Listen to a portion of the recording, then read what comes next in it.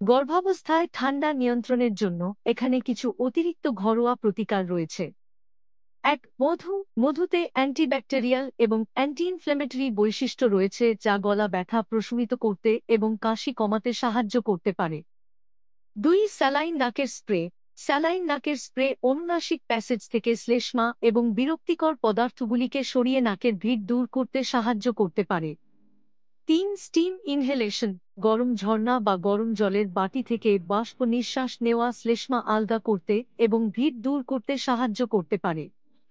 এটি গর্ভাবস্থায় নিরাপদ, তবে গরম জল বা বাষ্প থেকে পোড়া প্রতিরোধ করার জন্য সতর্কতা প্রয়োজন।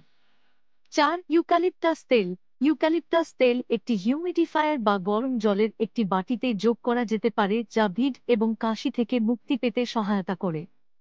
এটি গর্ভাবস্থায় নিরাপদ, তবে এটি সরাসরি ত্বকে প্রয়োগ করা বা খাওয়া উচিত নয়।